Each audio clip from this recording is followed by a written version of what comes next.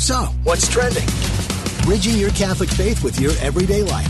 You're listening to Trending with Timmery on Relevant Radio.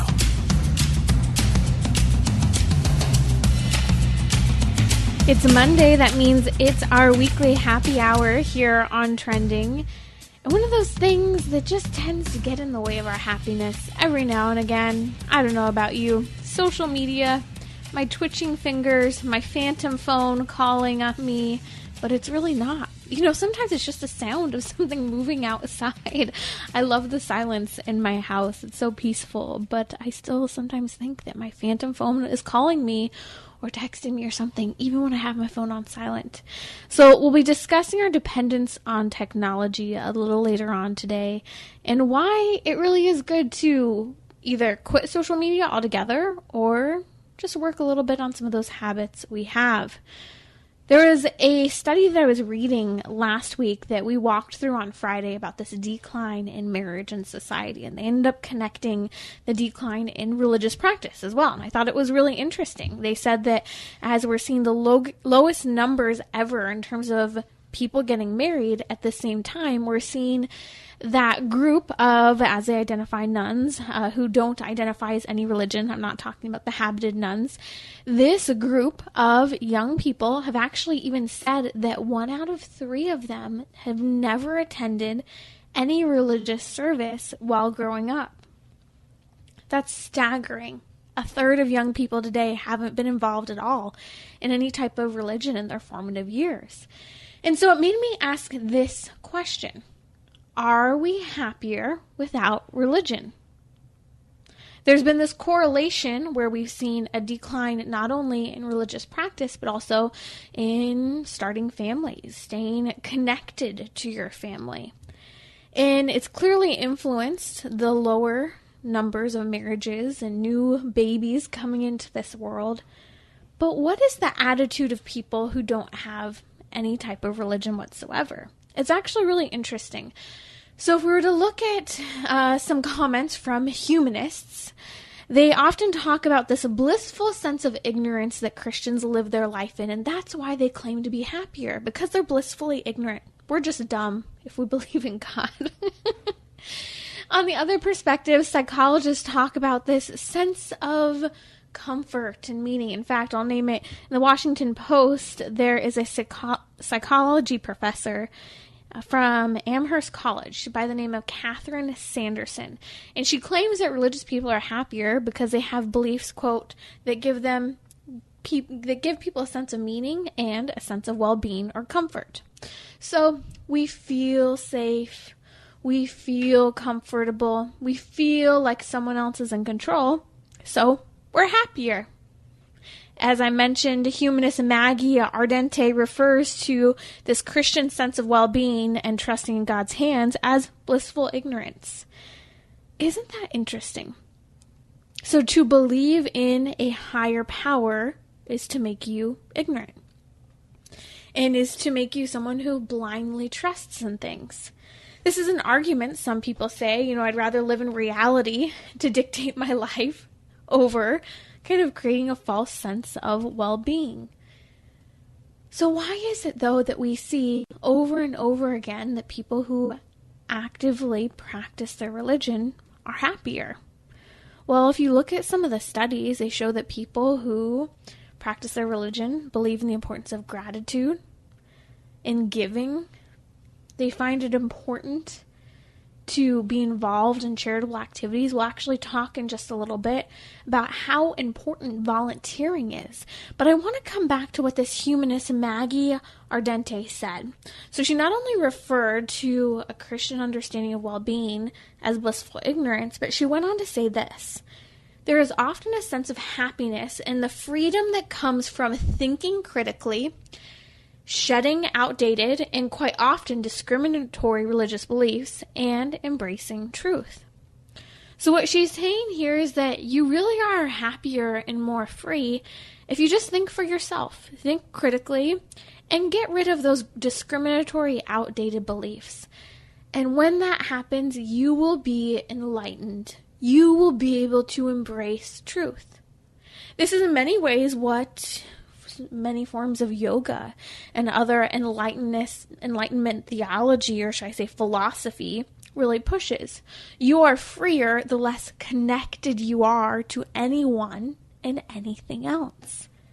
So this so-called humanist perspective is actually radically contrary to the human perspective we understand of the human person from the perspective of what the church teaches, what scripture and tradition point to.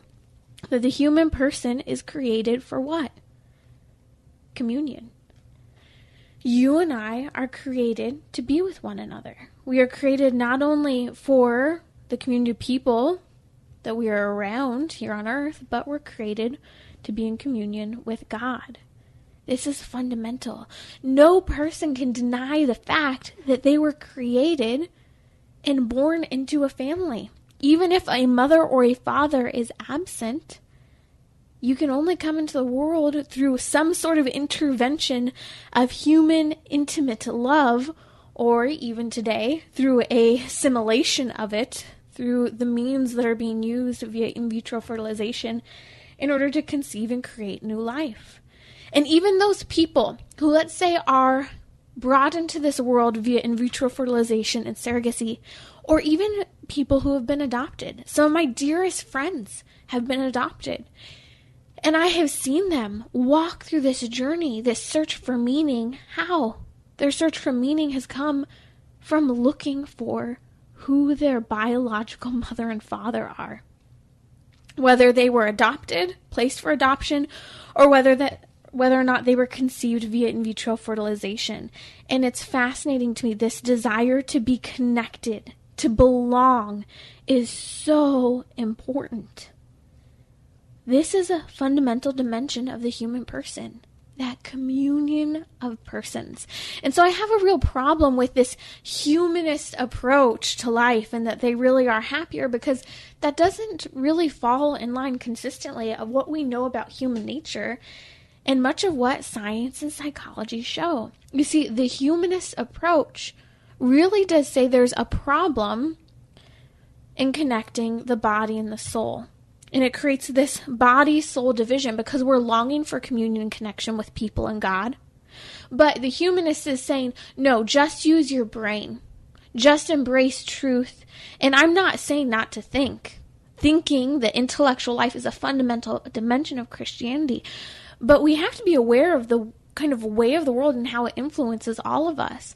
There's a sense of, well, if I can just control every single situation, well, then I'll be happy. So ultimately, it comes back to this idea of control. And I think of some of our great guests here on Trending. For example, Dr. Susan Caldwell, who shares her fertility journey and her struggle with fertility, and even within her marriage, within her career, and all the challenging points in her life that brought her to where she is today, where she's chosen now this life of incredible service, working with women who couldn't otherwise conceive children, helping to address underlying health causes rather than turning to in vitro fertilization. She'll be on at the end of this week to share more of her story. And it's fascinating to me because she points to how her choice to use IVF, and by the way, she recommends it for no one because of the harm it had on her marriage, her body, and her family. But she said her choice to use IVF, her choice to use contraception for all those years prior to that, had everything to do with control. And it's interesting because here's someone who grew up with some faith, came back into her faith. All of us are tempted by, if I can only control the situation, then everything will be okay. And I will be on top of everything. And that really is a humanist, secular type of approach to the world. Now, that's different from that saying that you might hear one of our dear priests here at the church loves to say. He says, remember, and he'll say it at the end of Mass all the time. Remember, do your best and let God do the rest. But what does that really mean for us as Christians? This is an important question. You're listening to Trending with Timmery, heard here on Relevant Radio, and it's our weekly happy hour. If you have a question during the show, go ahead and let me know. I would love to hear from you. You can always reach out. Give us a call at 1-877 my brain is blanking on our number. Sorry, I'm going to our donation line number. The number is 1-888-914-9149. I'm back in pledge drive mode all of a sudden, throwing that number out there. And you can also reach me on my Instagram story to connect on social media. Just head over to relevantradio.com/trending. So I mentioned this idea of do your best, let God do the rest. Is this blissful ignorance? I challenge you to really ponder this for a minute with me. Because blissful ignorance isn't right. It isn't right for us to be like, oh, well, I don't need to know that. Sometimes I see this approach. Some people go, well, I don't need to know anything about politics or how local government works. So I just trust in God. And I get what they're saying. They're going for this extreme sense of faith. But there is a balance of responsibility to participate in the Catechism of the Catholic Church points to this, of being faithful citizens within society. The bishops have written often on this. We're called to participate not only in the legal system, the voting system, but we're supposed to be patriots, to be patriotic and proud of the area we live in and help to build and form that society.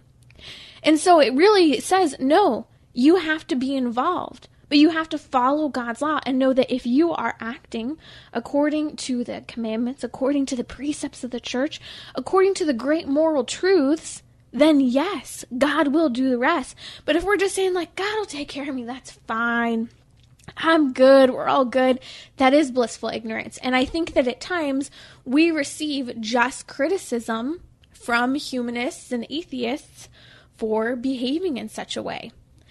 Now, often, I think even with this humanist approach of claiming that, well, you just need to, embrace your intellect more. You just need to really, take control and take freedom over your life by embracing truth and throwing off religion. It also ignores the fact that we have a creator, that we're created to be with the divine. And if we ignore the creator, that ignores the purpose of life and the purpose of everything that functions within society.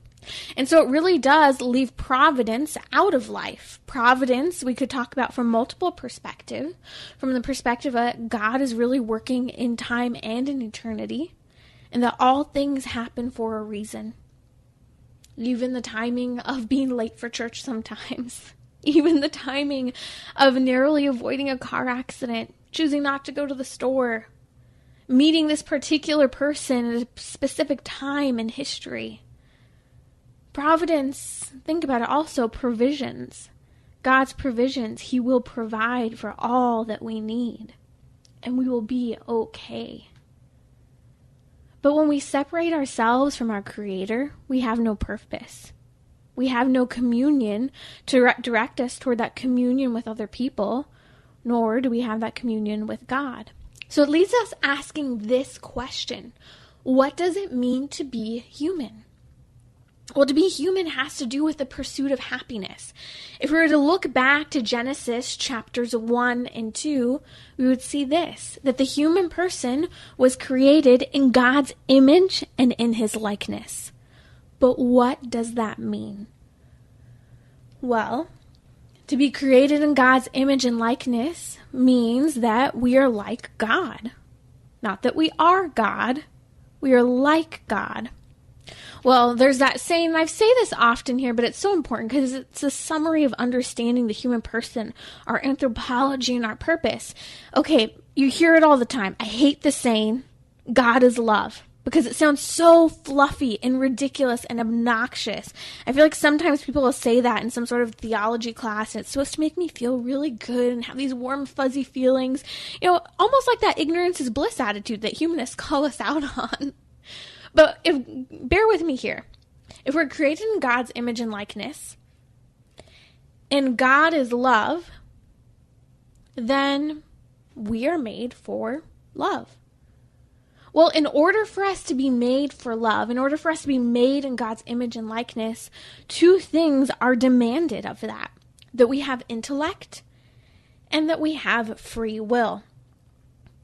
Because in order to love the way God loves, we have to be able to come to know something, have a concept, an idea in our mind, understand it, fathom it, and then freely choose it. If we can't come to understand something, if we can't grapple with it, then we're not really free in what we're choosing. And we're not really loving. You see, God could have created you and I say this all the time, like robots, perfectly obeying every single commandment that he put in our path, obeying the precepts of the church, everything. I mean, just living this perfect life. But we wouldn't know how to love. And his act of creating us would not be an act of love. And so to be created in God's image and likeness means to have intellect and free will and to exercise our intellect and free will. So in some ways, what the humanists say about really using that critical thinking and embracing truth, they're right. And when they talk about free will as a fundamental dimension of critical thinking and the ability to embrace truth, they understand this intellect and free will, but the problem is that they don't take their conclusion all the way. Your intellect and free will is directed, it is oriented toward you being able to choose ultimate, pure, perfect love. That is being able to choose God, being able to choose to be with him, and choosing relationships and good things in this world that direct us toward him. You see, we will only be happy if we live according to our intellect and free will and draw the necessary conclusion that we're made for God. And God is a communion of persons, Father, Son, and Holy Spirit. And God created Adam and Eve in the first account in Genesis. It tells us a lot about our human anthropology. I say this all the time. This is really a crash course. When we talk about theology of the body, this theology of human intimacy, as so many people discuss in the church, it's nothing new. It's just that the church is re-explaining human anthropology, and because we've gotten the sex question wrong so badly for the last 60 years, we're saying there's a theology written into our body, and hey, listen to this in terms of your intimate love life. Listen to this in terms of your vocation, because it's all directing you. The decisions, every decision you make, ultimately leads you along the path of destruction or the path of life, joy, and happiness. This is why we talk about this here during our happy hour. Genesis chapter 1, God created Adam and Eve at the same time. We talk about this a lot. He created us equally, Adam and Eve. But then Genesis chapter 2, God created Adam first. He told the creation narrative in Genesis chapter 1, inspired by the Holy Spirit. He told it twice, God did, because he knew we needed to understand something. Not only are we created equal, but there's something wrong if the human person, one alone, is on this earth. In Genesis chapter 2, God created Adam, and Adam's looking around at all the plants and animals, and he sees everything around him. And he's seeing, wow, you have a match, and you have a match. That is, the animals make a physical complement to one another and can reproduce. Even the plants and the birds, everything around them, they can continue to move forward their species, to populate the earth. And he found this profound sense of solitude. He was completely alone. Not only did he not have that physical complement, but there was a deeper longing within his soul that no animal or plant could fully meet. And so God said, and I'll never forget, someone asked me one time, probably 5 or 6 years ago, I was teaching a course as a theology student. He goes, how do you know that God didn't want Adam to be alone? That's a really good question. Maybe because right there, Genesis chapter 2, God said, it is not good that man should be alone. We're created for communion. We're created for love. And if we don't have other people, if we shut everyone out, that's impossible. But you see, the problem is, the challenge is that the fall has confused us. As my husband always says, when we read scripture together, especially walking through Genesis, wow, we screwed up so quickly. It literally took us 3 chapters into the story to mess it all up. Because in Genesis chapter 3, we don't choose love. We choose ourselves. We choose to go against intellect and free will. And what do Adam and Eve do when they're confronted by God in the garden after the fall? We see, hey, Adam says, she made me do it. She offered me the apple. What does Eve say? Hey, the serpent beguiled me. Both of them are going against a fundamental dimension of the human person. What? That we have free will. We can freely choose. So you can't blame someone else for what you did or did not do. And so now this is the challenge. We need to regain after the fall, and now we have concupiscence, that tendency towards sin. We've had this broken relationship now with God, where we no longer see ourselves as creature and creator. Now what's happened is we need to be renewed in our nature, renewed in our purpose to be with God. We need sanctifying grace in order to put us back into right order with God.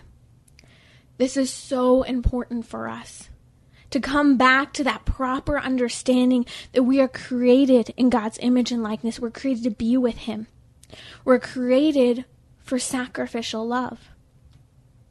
I was sent over by one of my producers a quote from Hamlet, which I've never really read a ton of Shakespeare, but this piece reminded me truly of what we're talking about. In Hamlet, it says, "How noble is reason, how infinite in faculty." Reason is important. It's infinite in faculty. It's a part of what can actually direct us into the life of God. And it talks about how in apprehension, how we are like a God, how in our ability to come to know something, there's something greater about who we are as people. For some reason, it's only when we turn to the arts that we're like, wow, this is so profound. If only we could turn to scripture more often and be like, it was written right there. But this is the beauty of the arts, and this is why people such as Carol Wojtyla, prior to being St. John Paul the Great, was so involved in the culture and making culture and having these conversations and fueling marriages and fueling the acting culture of his time as it was being stymied by political regimes who wanted to take God out of the picture. And so remember that intellect and free will are so important. They're a fundamental part of who you are. And you can engage with those humanists, those atheists who say that you're blissfully ignorant as a Christian, because we actually know we're far more than that. We get the intellect and free will, but we have a greater purpose, and we have a God who loves us unconditionally and does intervene in time and history. You're listening to Trending with Timmery here on Relevant Radio. We'll be back talking a little later about why giving to others actually makes us happier, and 13 things about how you'll feel better and happier if you quit social media, or let's be real, at least limit it some. I'll be right back here on Trending.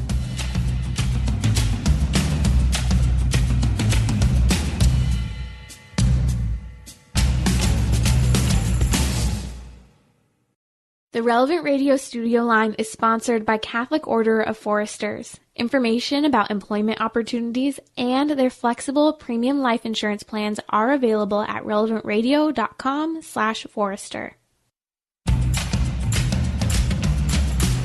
So, what's trending? Bridging your Catholic faith with your everyday life. You're listening to Trending with Timmery on Relevant Radio and the Relevant Radio app.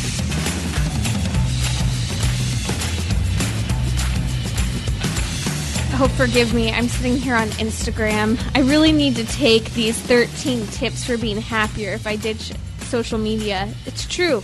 They do make us happier. And just wait till you hear these guys and how it relates back to our conversation of being human. What does it mean to be human? How do we pursue happiness? That's what we've been talking about this hour. If you're just joining us, you can head over to relevantradio.com/trending to listen to the full podcast, because this is so important. What is the pursuit of happiness, and what does it mean to be human? Tomorrow, my guest is going to be Stella Morabito here on the show. Now, she specializes in Soviet propaganda. She's worked for the CIA, and she talks about how social isolation was a fundamental dimension of Soviet propaganda and their tactics. And she relates it to the gender ideology issue and how the gender movement is using the same tactics of social isolation as the Soviet Union. What does this say about today's topic? Well, if social isolation is a fundamental part of the Soviet Union, of socialism, if it's a fundamental dimension of gender ideology, what are they trying to do? They're trying to erase the communion of the human person, the communion of persons. They're trying to erase our need for God. And so this is why these topics are so important. What does it mean to be human? They go together. They address this radical gender ideology in our culture. If you'd like to weigh in on the conversation and have a question related to today's show, our happy hour, head over to relevantradio.com/trending, where you can comment on my Instagram story with a question. We'll take it live during the show. So I want to dive into a really important topic having to do with being better about understanding how important us giving to others is. You see, when we talk about having intellect and free will, as we said just a moment ago, and the scriptural basis for it, and how that's what allows us to love, that we can come to know something, reason through it, grapple with it, and then freely choose it. That's what allows us to be like God in love. Now, in order to do that, again, we had to have intellect and free will, but what does that reveal about who we are? Well, if we go back to Genesis chapters 1, specifically chapter 2, Adam discovers something incredibly profound about himself when Eve is created. There's this aha moment in the garden. That is, he discovers that he's created to be a gift, that he's meant to give himself to someone else. And that's what his intellect and free will were ultimately directing him toward, and why he couldn't find that sense of communion, both in communication and communion in intimacy with the animals, with the plants, the trees, the bugs, and everything else. He needed to interact with another human person.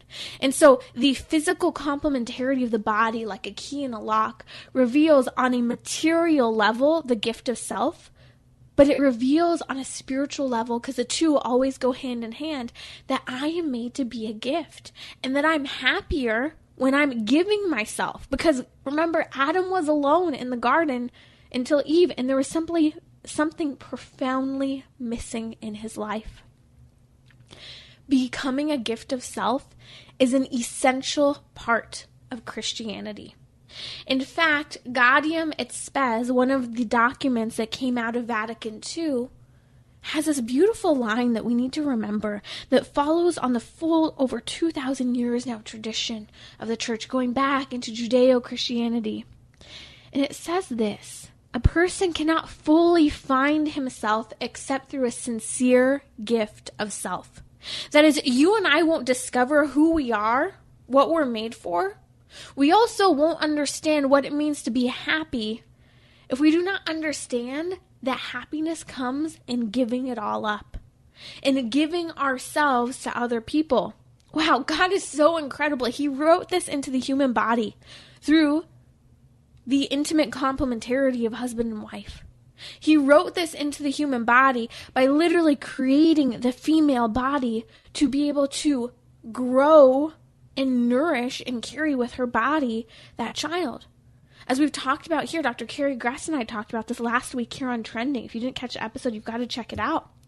We talked about how actually the female body is designed, even with the shoulders, the elbows, the arms, to actually hold and carry children. The male body is designed to carry difficult things on its shoulders and to be able to push and bear heavy weight. It's part of the testosterone development in the man, so that he can provide and protect and be a leader for his family.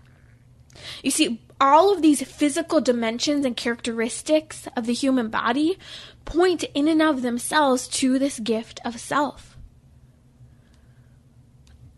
A moment that was a turning point that I so often get to see when working, especially with college students. I was at a college campus, and I've told this story many times before, and I was talking to the men at this university, and one of the jocks there was talking about strength, and I was saying strength isn't about how much you can lift, how strong you are, what that number is. Strength has to do with your strength of character, because that strength of character is the component that leads you to be able to give yourself to others. Yes, physical strength is important to be able to bear and give and help others, but that dimension of strength of who you are, how disciplined your character is strength of religion. strength in terms of your generosity, that speaks much more to who you are than the number that you are lifting in your weights, how much you can squat. I know everyone's got their own squat rack now with COVID and everyone working out from home. You've got your dumbbells. Maybe you've taken up the Russian kettlebell. I don't know. We can't be distracted by those numbers of what we're physically capable of, even though that is so important. Me in physical exercise and Pilates and my background in fitness, it's so important because it does actually, the physical strength can form the strength of character if we're going about it correctly. But we can't be distracted by one or the other. And so what does this sacrificial love, this becoming a sincere gift of self look like?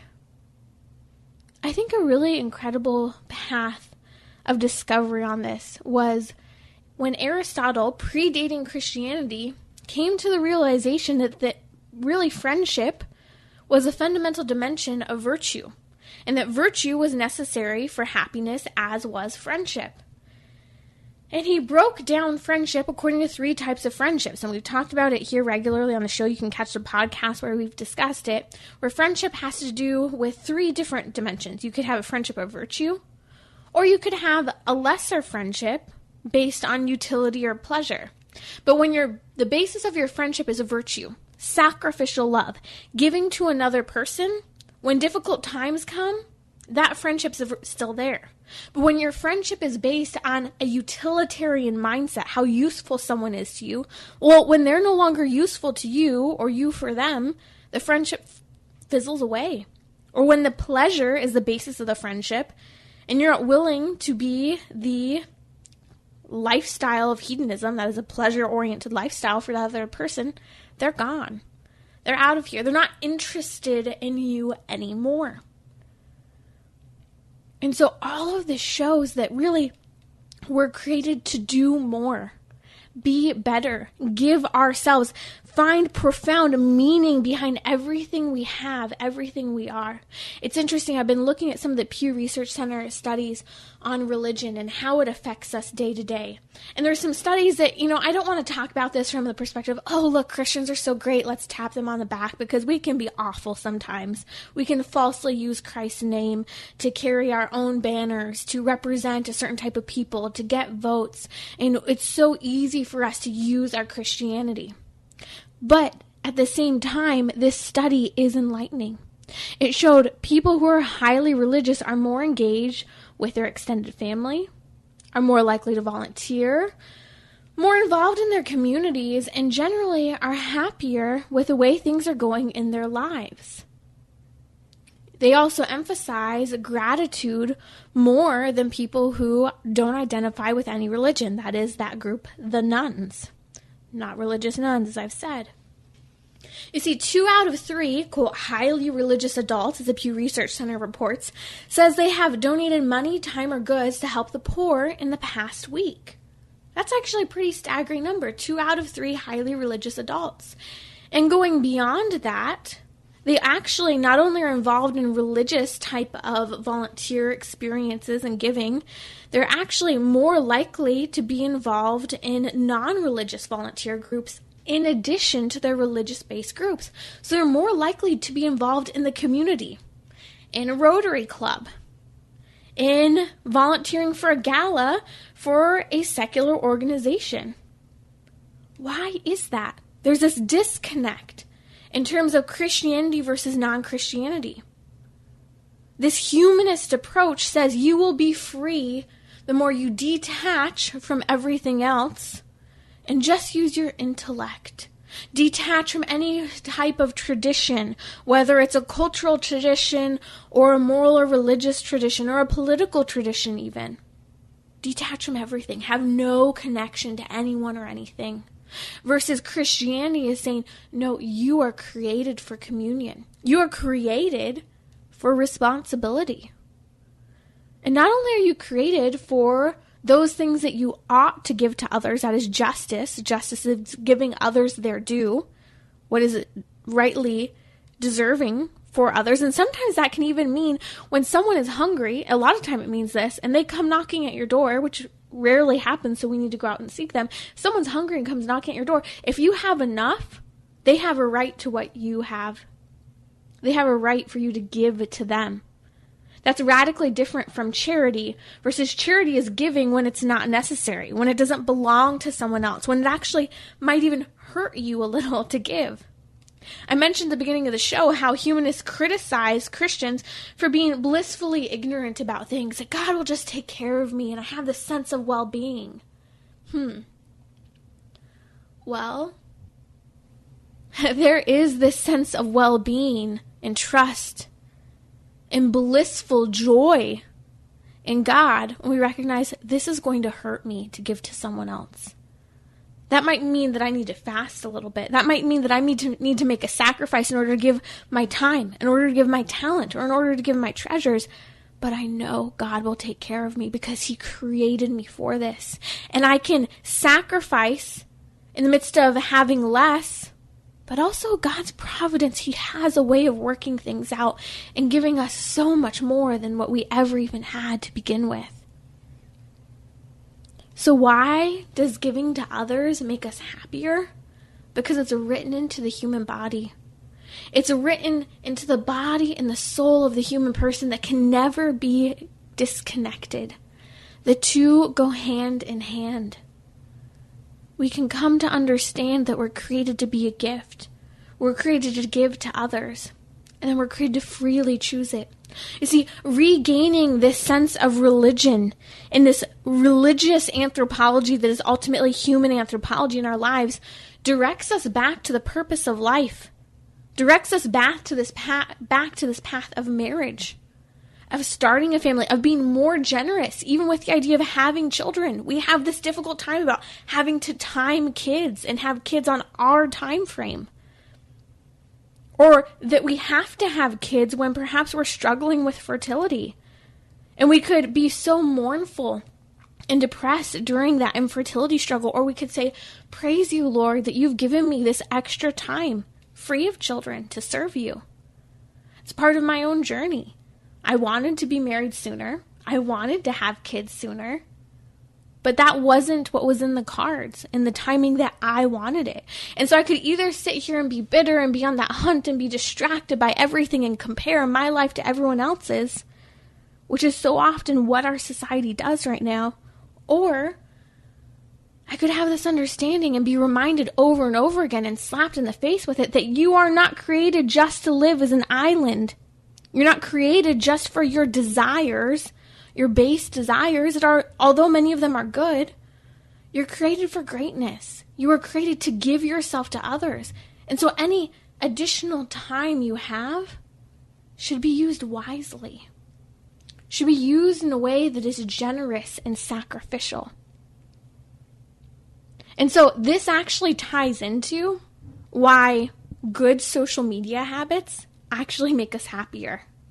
So coming back in just a few minutes here, we're going to talk about 13 reasons why you can actually be happier by ditching or having better self-control on social media, and a morning routine that will transform how you live your day. I'll be right back.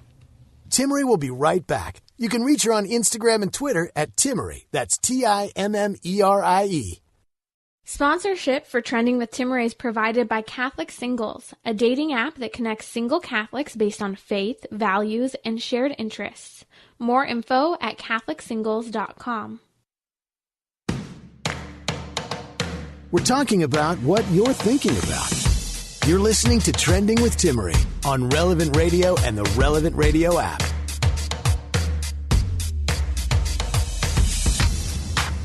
Welcome back to our weekly happy hour here on Trending. We're talking about the pursuit of happiness, human anthropology, and how it's written into our body and soul, yet there's this disconnect in the culture. And in fact, Matthew's calling from Illinois to share about how he's trying in the face of this disconnect in our culture. Matthew, welcome to Trending. Hi, how are you? Great. What are your thoughts on happiness and the disconnect we have in the culture? I think the disconnect is a great way to describe it. And from my experience, being a razor's edge millennial, I'm 34. I went to college in 2005, and I was confronted with Facebook, this interesting new thing, and everyone was becoming a part of it, putting their name upon it, putting their whole lives upon it. And in that moment, I started to realize in myself that what I began to post and what I began to express to keep up with the times and the news line and the thumbs up was something that was not my self. It was almost like a digital self-image that was beginning to manifest and was separate from who you really were, like the little voice in my head that was truth. Mm-hmm. Matthew, what did you think you wanted people to think about you? You know, back in 2005, 15 years ago, I mean, right on the heels of MySpace being quite the thing, Facebook is taking over. What did you want people to think now, and how do you feel like that's a disconnect from today? At that point, being uneducated, at least on the higher levels of a college education, I was just ready for some kind of social acceptance, some kind of social currency that would give me more friends. Yeah.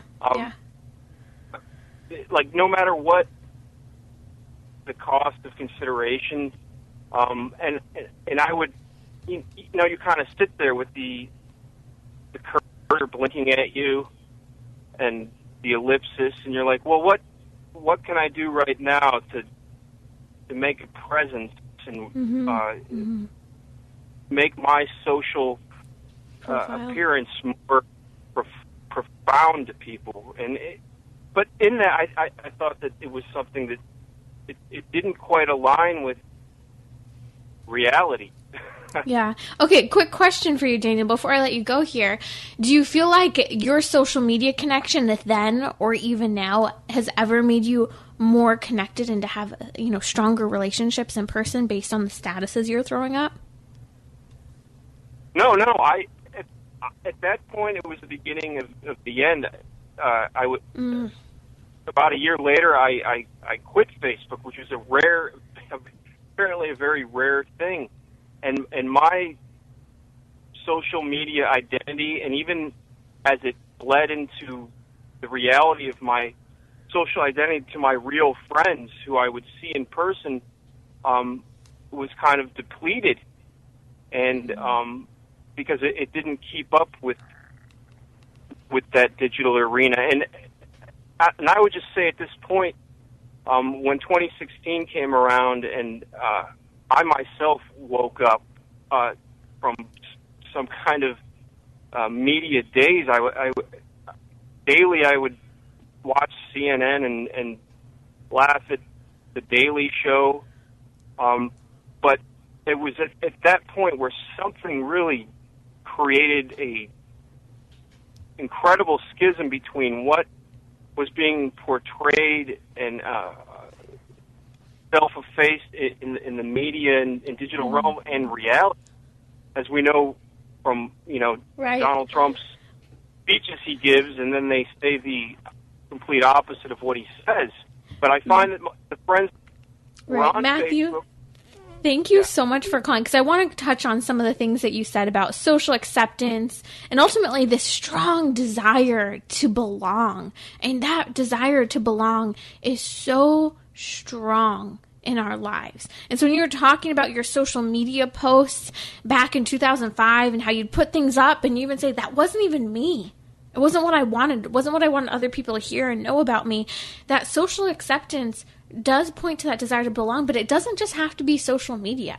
I even remember at one point, kind of in that transition, middle school to high school, and I had this group of friends, and things went south with that group of friends. I can tell you people who I was really close to, it went, one turned to a very heavy drug culture. One ended up dabbling in so much of their sexuality and lost sexuality and, here, there, and everywhere, and eventually led to confusion about same-sex attraction. And so I really saw these relationships fall apart. I remember my mom commenting at one point about how I changed in terms of how I was dressing when I was interacting with them, the clothes I would wear, and like what my style was even. And it stood out to me even now today in the sense of social media, how we adapt. If we want to feel accepted, we make ourselves acceptable to that type of person we want to be accepted by.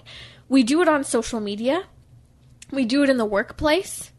We can do it with family even, if we think our family wants us to behave in a particular way. We do it in so many different circumstances, various friendships, and then all of a sudden one day you discover, I actually don't even like this friend that much. I don't know why I'm acting this way. This isn't even me. I have a really close friend who just had this kind of like soulmate type of friendship for years. And all of a sudden the friendship fell apart. She's like, this person actually made me feel lousy. They tried to control me. And when they no longer had the control, they continued to try to manipulate me. And I just wanted out. I was so sick of trying to become what they wanted me to be. And see, this is the challenge and the confusion that social media can cause.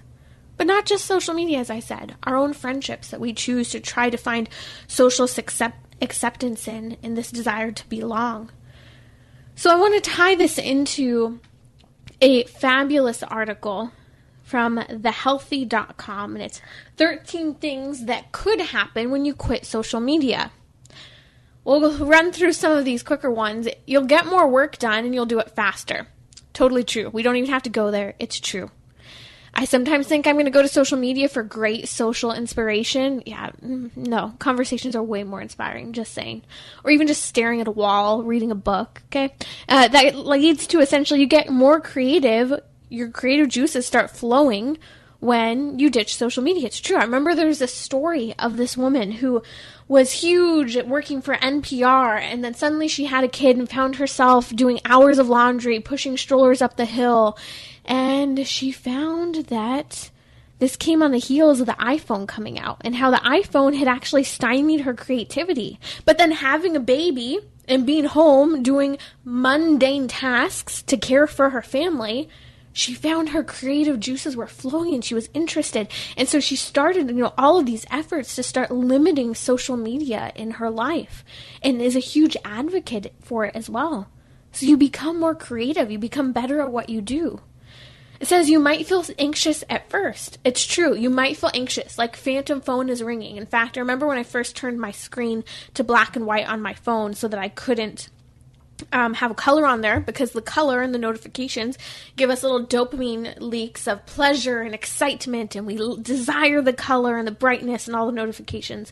Well, I would actually pick up my phone when I changed this, I think 5 years ago. I pick up my phone, I look at my phone in black and white, I look at there were no notifications, and I literally said out loud, I remember being in my car one time, and I think at a stoplight, and I went, wow, this is so dissatisfying. And I put my phone down, and when I wanted to pick it back up, I was anxious because I knew there wasn't going to be anything there for me that I wanted. I had had this addictive habit, and I had to get over the anxiety of not having what I relied on for that dopamine hit when I picked up my phone. The addiction is real.